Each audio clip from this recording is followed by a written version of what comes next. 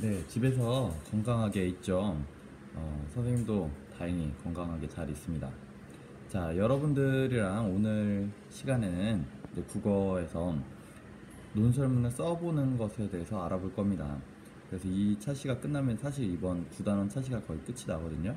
근데 논설문에 대해서 논설문 특징을 배웠고, 그 다음에 처음에 특징 배우고, 그 다음 논설문을 읽어보았으니 이제 논설문을 써보아야 되겠죠. 근데 글을 쓴다는 건 사실 선생님도 굉장히 어려워요. 그래서 논설문을 쓰기 전에 우리가 계속 해왔던 마인드맵을 좀 많이 활용한다면은 여러분들 논설문 쓰기 굉장히 쉽게 할 수도 있을 것 같습니다. 자, 그럼 한번 논설문 쓰는 방법에 대해서 알아보겠습니다. 실제 논설문은 학교 나오면은 그때 쓰도록 할게요. 자, 논설문의 주제는 포틴데이라고 해서 매월 14일마다 이제 기념일이 있죠. 또 11월 11일 같은 경우에 빼빼로데이라고 해서 기념일이 있기도 하고요. 그래서 이런 무슨 데이 하는 기념일들에 대해서 어떻게 바라봐야 되는가에 관한 주제입니다. 그래서 우리 일단은 이런 기념일에 대해서 어떤 관점이 있는지 알아보기 위해서 텔레비전 뉴스와 신문 기사를 하나 볼 거예요.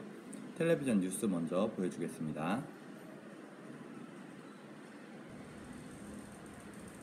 1월 11일 내일이 또 과자 업체들 신나는 날이죠. 무슨 날 참 많기도 많은데 주고받는 사람들 기분도 나쁘진 않겠습니다만은 제일 좋은 건 아무래도 이 대목 만들어낸 업체들이겠죠. 김준하 기자입니다. 화려하게 장식한 대형마트 과자 코너. 손님들은 바구니 가득 과자를 담습니다. 50개 이상 샀어요. 누구 주려고요? 아이들 반 친구들 주려고. 11월 11일 일명 빼빼로데이를 전후해 이런 막대 과자는 1년 동안 판매되는 양의 절반 이상이 팔려나갑니다. 이러다 보니 밸런타인데이를 비롯해 은반지를 주고받는 실버데이, 와인데이, 쿠키데이 등 각종 기념일이 1년에 30일이 넘습니다. 특별한 데이인 경우에는 관련된 상품의 매출이 5배에서 10배 이상 오르기 때문에 사전 물량 확보 및 홍보에 주력을 하고 있습니다. 데이 마케팅 대상은 주로 10대 청소년. 인형이나 바구니로 가득 포장된 고가의 선물들로 과소비를 조장하기도 합니다. 감사와 사랑을 전하는 마음이 얄팍한 상술에 얼룩지는 것은 아닌지 생각해 볼 때입니다. KBS 뉴스 김진호입니다. 네, 여기 텔레비전 뉴스의 관점으로 봤을 때는 포틴데이, 그러니까 기념일들에 대해서 굉장히 부정적으로 보고 있습니다. 부정적. 자, 그러면 신문 뉴스에서는 어떤 관점을 바라보고 있을지 한번 보겠습니다. 자, 신문 기사 내용을 보니까 신문 기사에서는 여러분들 교과서를 먼저 한번 읽어보세요. 잠깐 멈추고. 네, 잠깐 멈춰주세요. 멈추고 교과서 한번 읽어봐 주세요. 읽고 난 다음에 선생님이 설명하겠습니다.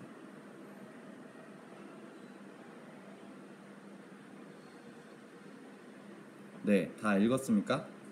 다 읽었을 거라고 믿고 설명을 해주면요. 땡땡데이는 우정을 표현하는 기회 해가지고 이제 무슨 데이가 물론 전통이나 문화가 있지는 않지만 친구한테 자신의 정성을 들인 선물을 주면서 친구를 생각해 볼 수 있는, 우정을 표현할 수 있는 좋은 기회가 된다라고 신문기사에서는 이야기를 하고 있어요. 그래서 이 신문기사에서는 땡땡데이에 대해서 긍정적 관점을 가지고 있죠. 자, 그럼 여러분들이 이제 선택을 해야 됩니다. 한번 볼까요? 오늘 마인드맵 내용은 이렇게 되는데요. 먼저 이쪽을 써야 됩니다. 여기 짜임 부분에서 보면은 서론, 본론, 결론, 우리가 계속 이야기했던 거예요. 서론, 본론, 결론으로 이야기를 할 테고 문제를 제시할 겁니다. 그리고 그에 대해서 주장을 하겠죠. 자, 그런데 문제 제시도 조금 다릅니다. 주제는 땡땡데이는 필요한가? 라는 주제인데 만약에 여러분들이 필요하다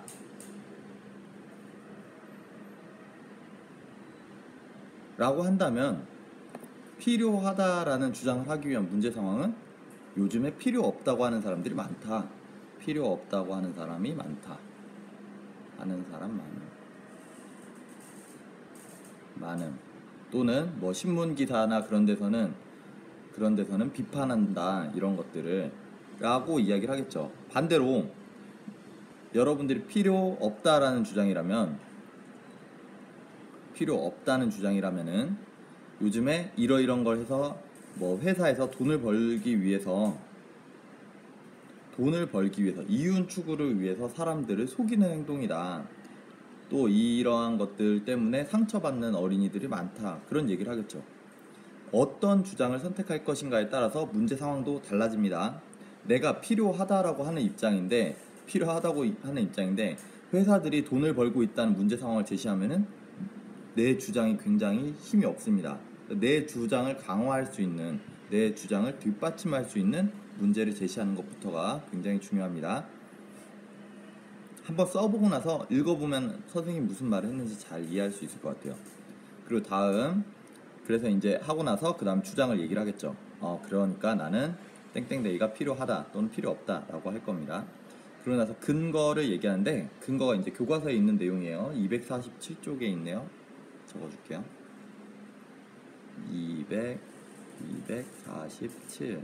247쪽에 보면은 여기 있는 세 가지가 나와 있어요. 근거를 무작정 뭐뭐이기 때문입니다. 해서는 다른 사람들을 설득할 수가 없어요. 설득하려면은 첫 번째는 사실적 자료여야 합니다. 사실적 자료. 신문이나 책, 인터넷 통해서 확실히 나와 있는 자료라고 한다면은 훨씬 더 신뢰가 가겠죠. 그래서 이 사람의 말을 더 들어주고 싶은 생각이 들 겁니다. 두 번째는 자신의 경험. 내가 저번에 사탕을 받았는데 그때 내 기분이 어땠다. 또는 친구와 서먹서먹했는데 초콜릿을 줌으로써 친구와 화해할 수 있었다. 그런 얘기를 한다거나, 아니면은 나는 사탕을 못 받았었던 친구들을 보니까 너무 안쓰러웠다. 그런 얘기와 같이 자신의 경험을 이야기하면 사람들이 훨씬 더 감정적으로 감동을 받을 수도 있고 나의 주장에 대해서 더 설득을 받기 쉽습니다. 그 세 번째는 통계 자료나 도표를 이용하는 건데, 이건 책의 내용을 한번 보세요. 그래프나 그림 같은 걸 이용하는 거예요. 그래프나 그림 같은 걸 이용하면은 사람들이 눈에 보기도 쉽고 논설문의 내용을 이해하기도 쉽습니다. 그래서 통계 자료나 도표 내용을 이용해서 몇 명 중에 몇 퍼센트 이상이 이게 싫다고 하더라 라고 자신의 주장을 뒷받침할 수도 있겠죠. 자, 그리고 나면 결론에서 그러므로 어쩌저쩌한 내용을 얘기했었습니다. 그러니까 이래야 합니다 라는 내용이 보통이에요. 내용 요약을 할 때는 앞에 나온 내용을 그대로 말하는 방법도 있지만 조금은 색다른 얘기로 앞에 나온 얘기들을 아우르는, 앞에 나온 얘기들을 포함하는 그런 이야기를 전해줄 수도 있다는 점을 잊지 마세요. 자, 그리고 나면 옆에 있는 이 가지는 뭐냐면 여러분들이 실제로 개요를 써보는 거예요. 개요. 여러분들의 것입니다. 그래서 선생님이 쓰다가 말았어요. 자, 서론에서 당연히 문제 제시하고 주장을 얘기를 하겠죠. 이 주제에 대해서. 그 다음에 본론에서 근거 첫 번째, 두 번째, 세 번째, 최소한 세 가지 정도는 들어줘야 여러분들의 논설문이 훨씬 더 힘을 잘 발휘할 수 있습니다. 그 다음에 결론에서 어떻게 마무리를 할 것인지 한번 여러분들이 잘 적어보면 좋겠어요. 자, 이번 국어 시간 내용은 여기까지고, 다시 한번 말하지만 처음에 여기 짜임을 보면서 서론에서 내가 뭐 해야 되지? 주장은 어떻게 쓰지? 그 다음에 본론에서 근거는 어떤 종류의 근거가 있지? 그러므로 결론은 이렇게 해야지 라고 판단을 한 후에 이렇게 땡땡데이는 필요 있다 또는 필요 없다 라는 주제를 가지고 서론, 본론, 결론을 한번 마인드맵으로 펼쳐보세요. 그리고 나면은 다음번에 여러분들이 왔을 때 훨씬 더 글이 뜬구름 잡는 이야기가 아니고 남을 정말 설득할 수 있는 힘을 가진 그런 글을 쓸 수 있을 것 같습니다. 자, 이번 시간 이 마인드맵 그려보는데 생각보다 시간이 꽤 오래 걸릴 거예요. 여러분들 충분히 시간을 들여서 한번 잘 해봐 주셨으면 좋겠습니다. 자, 국어 시간 수고했습니다.